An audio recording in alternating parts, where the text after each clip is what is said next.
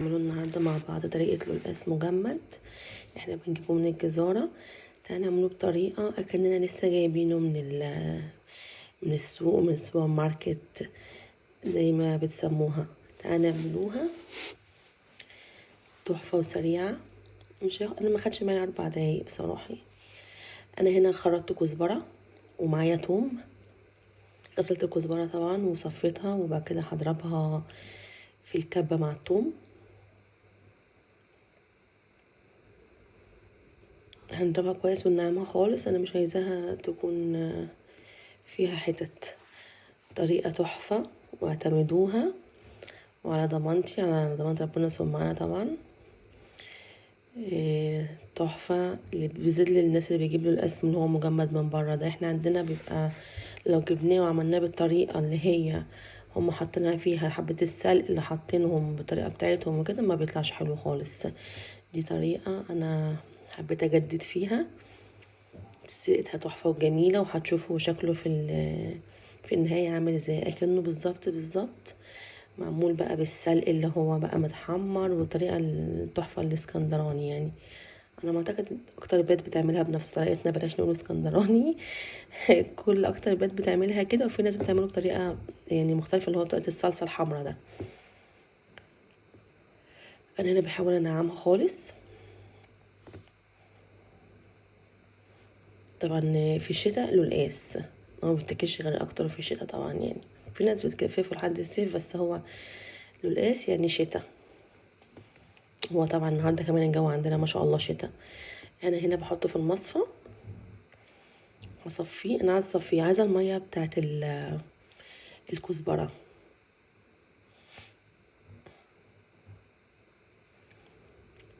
طريقه سهله وسريعه، وبتمنى تجربوها. واللي يجربها يا جماعه يقول بامانه يعني. هنا بصفيه تمام. بس في الحل هنا طبعا معايا الشوربه بتاعتها. شايفين منظر الشوربه اللي انا بعملها بتاعت اللحمه دي؟ شوربه لحمه يعني، كمان مش شوربه فراخ ولا بط. هاخد حته من الكزبره بالثوم نحطها في الشوربه نية. ناخدها دي نية، نحطها نخليها تغلي بيها. ده منظر الكزبرة بوريكم بعد ما انا صفيتها وخدت ميتها. ومعاها هنا مكعبين زبدة. والطبق ده السلق اللي بيبقى مع اللقاس يعني. دوت السلق يعني. انتوا ممكن تجيبوه، ممكن تحطوه ما تحطوش كمان، تستغنوا عنه يعني. بس انا هنا حبيت احطه عشان اوريكم الطريقة كاملة. ده السلق اللي هما بيحطوه لنا مع اللقاس. ودي المية بتاعت الكزبرة اللي انا نزلتها. دي المية اللي انا صفيتها من الكزبرة. شايفين خضرة ازاي؟ ما شاء الله. شايفين شكلها ده غير ريحتها طبعا يعني. بس ان انا هخليهم يغلوا شويه مع بعض. انا بوريكم منظر الشوربه لونها بقى عامل ازاي بعد ما حطينا فيها. دلوقتي هي غلت. دلوقتي هنزل بالقلقاس اللي هو المجفف ده. انا بجيبه جزء من الجزاره جاهز، مش انا اللي مجففاه. هو بيجي يعتبر كمان مسلوق زي نص سلقه، مبيبقاش ني كمان على ما اعتقد يعني، بيسلقوه زي نص سلقه كده يعني. المفروض احنا لما نيجي نطبخوه ما يقعدش كتير على النار، عشان لو قعد كتير خلاص هيتهرى، مش هيبقى فيه ولا واحده صحيحه. فعشان كده ده بيتعمل بسرعة، مجرد ما بتعمليه، مجرد ما بتغرفيه وتاكليه. بس انا هنا سبت القلقاس ياخد غلوتين برضو مع الشوربة. وفي النار التانية انا حمرت السلق. شايفين شكله بعد ما اتحمر؟ قصدي يا ربي حمرت الكزبرة، انا اسفة. طبعا أنا نسيت بقول السلق. الكزبرة مع الثوم حمرتها، هي طبعا زيها زي السلق يعني. حمرتها. الكزبره اللي احنا دقيناها مع الثوم وخدنا ميتها، انا حمرتها وحطيتها زي طشه بقى فوقيه. شايفين شكله عامل ازاي؟ لو انا كنت عملته لكم بس بالسلق اللي هم بيبعتوه، بيبقى شكله استغفر الله العظيم يعني. وده طبعا الشكل النهائي بتاعه. شايفين منظره عامل ازاي؟ اكنه معمول طازه، مش اكنه خالص مجفف يعني. ما شاء الله عليه فعلا تحفه وجميل، وطعمه تحفه، ومفهوش خالص بقى طعم اللي كأنك بقى جايباه مجفف يبقى طعمه مختلف. لا والله، عملته بطريقه اكننا لسه جايبينه ني واحنا عملناه بقى بايدينا. بس فطبعا كان الوقت بقى متاخر، فقلت بالليل نعمل حاجه مسكره سريعه. كنت جايبه تفاح اصفر. هنعمل هنا تفاح بطريقه ايطالي. الطريقه دي طريقه كالابريزي. انا جارتي يا جماعه من كالابريا هي. الطريقة دي هي أكدتها لي، يعني أنا كنت ساكنة في المنطقة هنا معاها من 2009، أنا أكلت الطريقة دي منها 2011. هي معندهاش أولاد، معاها بس ابنها واحد كبير. فأنا كان طبعا ولادي صغننين، فهي بتعشق الأطفال، فكانت 24 ساعة قاعدة معايا تحت، تتكلم معايا، تطبخ معايا الأكل بتاعها، كانت تعلمني أعمل الأكلات بتاعتها. بصراحة حبيت الأكل بتاعها جدا. يا جماعة بتوع الكلابريا دول بيستخدموا الخضار وبيستخدموا الفواكه أكتر من اللحمة. بس أنا هنا قشرته وقطعته حلقات. بس وهنطلع الحتة اللي هي في النص دي، بطلعها بتاعت البيجي فور ديت، اسمها ايه، القمع بتاع البيجي فور ده. حبيت اوريكم، ما حبيتش اقطع المقطع ده، حبيت اوريكم كله.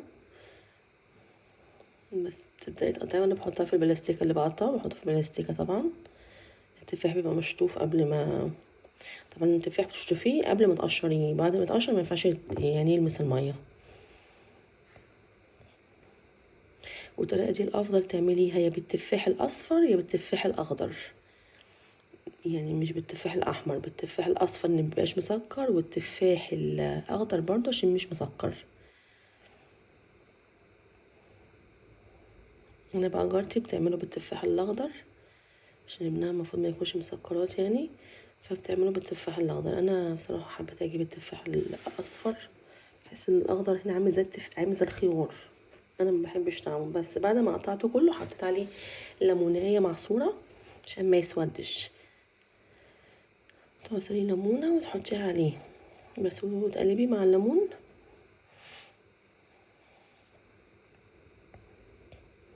بس خلي الليمون يلمسه كله عشان ما يغيرش لون التفاح، طبعا منه بيتقشر ويتساب على طول بيغير لون. بس انا هنا معايا كوبايه، يعتبر كوبايه الا ربع دقيق، وحطيت عليها انا زي كوبايه ميه.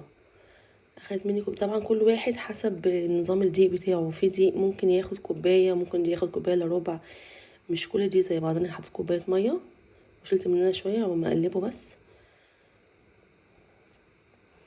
لقيته محتاج تاني، انا بعد محتاج تاني برضو بحط بق عشان ما يخفش مني. المفروض طبعا بتحطي دقيق مع ميه، القوام اللي هو بيبقى عامل زي كأنك هتعملي زلابية كده.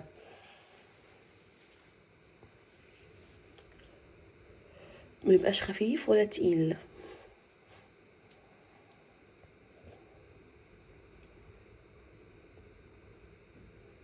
بس هنا حطيت الطاسة على النار فيها زيت، انا بوريكم القوام بتاعه.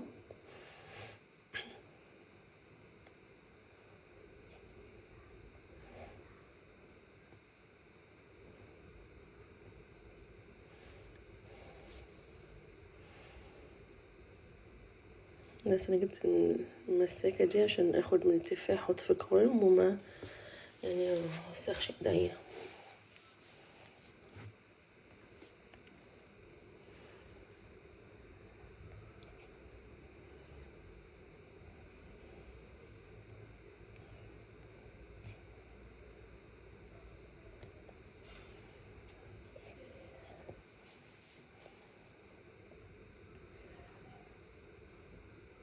طبعا المفروض الزيت يكون دافي سخن، ما يكونش بارد، لان طبعا التفاح مستوي، فهو المفروض التفاح بس مجرد ما هينزل في الطاسة بس يعني ما مش هنسيبه يتسلق، هو مجرد ما الخليط اللي على التفاح ياخد لون على طول بنشيلوه. هنا الزيت كان لسه ما سخنش.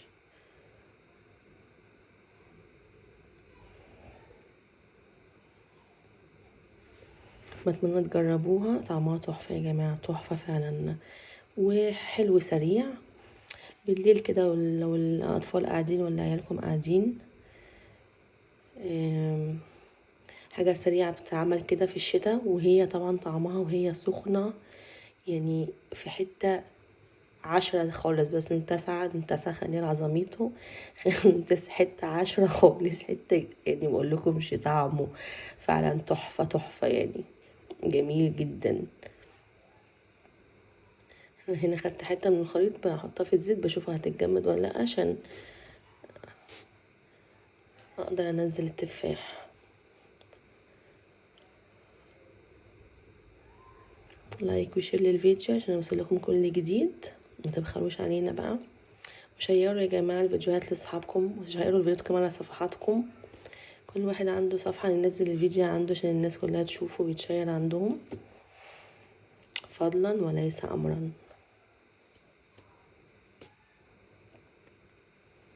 بس هنا سخن، هنبدأ نحط بقى التفاح في الخليط اللي احنا عملناه وهننزله في الزيت. شفتوا انتوا الخليط ازاي ماسك في التفاح؟ هو المفروض يكون الخليط كده، ما يعني يمسك، ما يكونش سايب ولا يكون تقيل، علشان الخليط يثبت على التفاح. كمان شايفين لون التفاح ازاي لسه واخد لونه، ما اسمرش من الليمون. بس هنا نبدأ ننزل الخليط في الزيت. طبعا دي مش عايز تثبت، يعني عايز تجري تاني وترجع في مكانها تاني.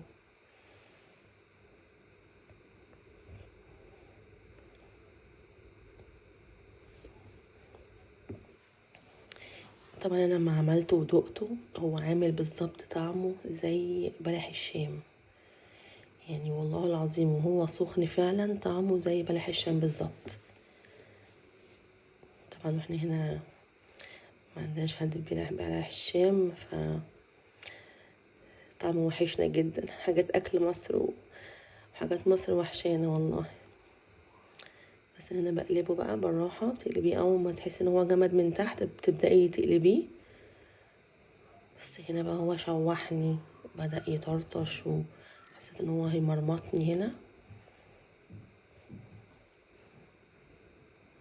هنا زودت شويه ميه، حسيت ان الخليط شويه تقيل، عايزاه خفيف. انتوا لما تحسوا برضو كده تقدروا تعملوا كده برضو. حسيت ان الخليط شويه تقيل مني فحبيت اخففه شويه. ما قطعتش المقطع ده، حبيتكم تشوفوه برضو.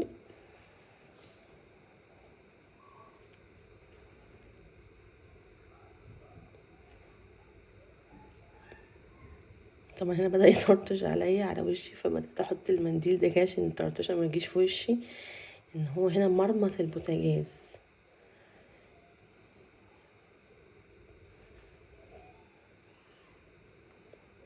فانا هنا هجيب الغطا اللي هو مش السيليكون، اللي هو زي المصفى ده، هحطه فوقيه.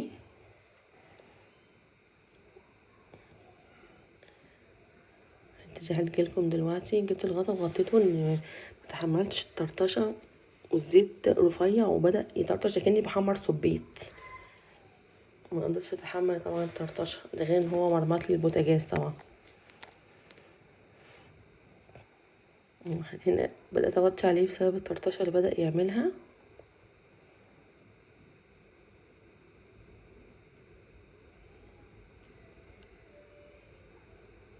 حبيت هنا خليكم تشوفوا المقطع كله، ما حبيتش اقطع منه حاجة عشان على الاقل تشوفوا اول مرة. بس هنا غطيته ان ما قدرتش اتحمل الزيت اللي رايح عمال يفرقع، كان سخن بهدل لي اصلا جباب الصغير اللي انا كنت لابساه.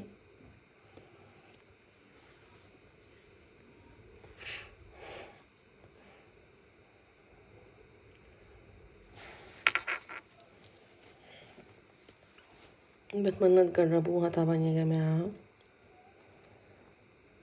انا بجيب لكم نص الحاجات من مطبخ مصري ونص الحاجات من مطبخ ايطالي. على فكره المطبخ الايطالي سهل، يعني 5 دقايق وكده نفسكم بتخلصوا، حلو وحادق، حاجاتهم سهله وسريعه. وهنا طبعا حاجاتنا اجمل، بس ما برضو حاجاتهم حلوه وخفيفه، يعني ممكن من اقل حاجه تعملي حاجه مسكره.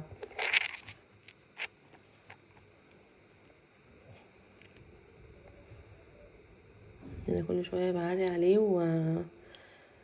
واقلبه. طبعا الغطا ده يا جماعه متخرم من فوق عشان بس ما تقولوش ان هو ممكن يعرق الزيت او كام زي ده، لا. هنا بقى بعد ما خلاص حمرتهم كلهم معايا طبق فيه نص كوبايه سكر، وهنا حطيت عليه ظرف فانيليا بس. هقلبهم مع بعض. طبعا الفانيليا خلت طعمه تحفة بصراحة، بس حطيت ظرف فانيليا واحد مع سكر عشان ما تمررش الطعم.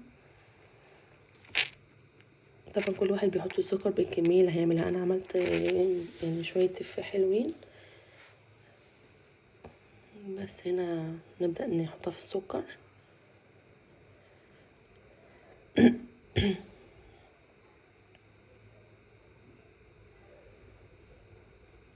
نصلي على النبي يا جماعة وندعي لأهل غزة، ربنا إن شاء الله ينصرهم على ما عاديهم إن شاء الله رب العالمين. نبدأ برضو نحطهم في السكر كده. طبعا هو سخن مش قادرة امسكه بايديا.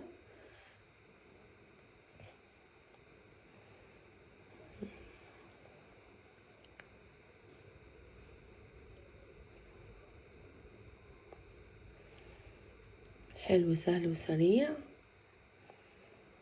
هيعجب كل الاطفال، وبالذات بقى الاطفال اللي ما بتحبش تاكل الفاكهه، تقول لك لا تفاح مش بحبه. اعملي لهم الطريقه دي من غير ما تقولوا لهم ان ده تفاح معمول بنفس الطريقه كده. ده الشكل النهائي بتاعه، بتمنى يعجبكم. وانا هنا بقسمه لكم نصين عشان تشوفوه. وكلته طبعا طعمه تحفه. ولايك وشير للفيديو ولو عجبكم. كنتم مع هاجر علي، والسلام عليكم ورحمه الله.